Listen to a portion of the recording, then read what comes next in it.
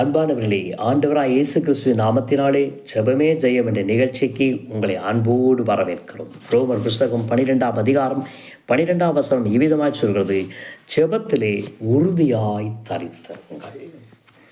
எதில் தரித்திருக்கணுமா? ஜெபத்தில் உறுதியாக தரித்திருக்கணுமா? நம்ம ஜெபிக்கிறோமா? 3 வேளை நம்ம சாப்பிட்றோம். டெய்லி காலை மாலையும் டீ குடிக்கிறோம். நாம் ஜெபிக்கிறோமா? எத்தனை வேளை ஜெபிக்கிறோம்? அதிகாலை இருந்து ஜெபிக்கிறோமா? அல்லது அந்தி சந்தி மத்தியானம் ஜெபிக்கிறோமா? இப்படி ஜெபித்த தேவதாசர்களாம் வேதாமத்தில் இருக்கிறார்கள். அவர்களெல்லாம் கர்த்தர் ஆசீர்வதித்திருக்கிறார். அருமையான ஜெபத்தை விட்டுறாதீங்க. காலைதோடு எழுந்து ஜெபிங்க. புது கிருபைகளை ஆண்டவர் தருவார். மாலை வேளையில் ஜெபிங்க. ஆண்டவர் என்ன செய்வார்? உங்களுக்கு ஆசீர்வாதத்தை கட்டளையிடுவார். இரவு ஜெபித்து தூங்குங்க. உங்கள் தூக்கம் நித்திரை சமாதானமாக இருக்கும். உங்களுக்கு சந்தோஷமாக தூங்கி காலையில் சந்தோஷமாக எழுந்திருக்க உதவி செய்வாருங்க. எந்த ஒரு காரியத்துக்கும் ஜெபத்தை நிறுத்துறாதீங்க. தேசத்துக்காக, சபைக்காக, ஊழியங்களுக்காக, உங்கள் குடும்பங்களுக்காக, பிள்ளைகளுக்காக, யாராக என்ன பிரச்சனையாக இருந்தாலும் நீங்கள் ஜெபத்தை மாற்ற நிறுத்தாதீங்க. தொடர்ந்து ஜெபிங்க. ஜெபத்தில் உறுதியாய் தரித்திருக்க ஆண்டவர்கிட்ட பலனை கேளுங்க. அவர் உங்களுக்கு பலனை தந்து உங்கள் அன்றாட ஜெபத்தை ஆசீர்வதிப்பார்.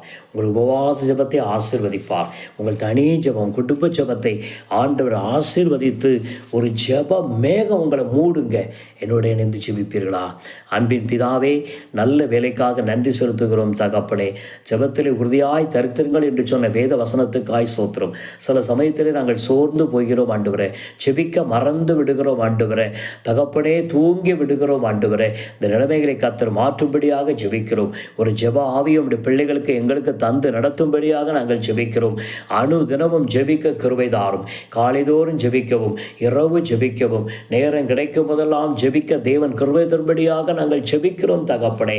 ஜெபத்தில் உறுதியாய் தரித்திருக்கிற ஒரு ஜெபத்தின் ஆவியால், ஒரு ஜெப மேகத்தினாலே எங்களை மூடும்படியாய் ஜெபிக்கிறோம். எங்கள் ஜெபங்களுக்கு பதில் வருவதாக, எங்கள் ஜெபங்கள் கேட்கப்படுவதாக, எங்கள் ஜெபங்களுக்கு பரலோகத்திலிருந்து ஆசீர்வாதங்கள் உண்டாகும்படியாய் ஜெபிக்கிறோம். மகிமையாக உமக்கே இயேசுவின் நாமத்தில் ஜெபிக்கிறோம் பிதாவே, ஆமேன். கர்த்தர் உங்கள் ஜெபங்களுக்கு பதில் தருவார். தொடர்ந்து ஜெபத்தில் தரித்திருங்க.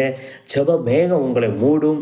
நீங்கள் ஜெபிக்கிற காரியத்தில் அன்று அற்புதங்களை செய்து உங்களை ஆசீர்வதிப்பார். உங்கள் குடும்பம் ஆசீர்வதிக்கப்படும், சபை ஆசீர்வதிக்கப்படும். தேசத்தில் ஒரு எழுப்புதலை காண்பீர்கள். தொடர்ந்து ஜெபியுங்கள். உங்களுக்காக நாங்கள் ஜெபிக்கிறோம். God bless you. Thank you.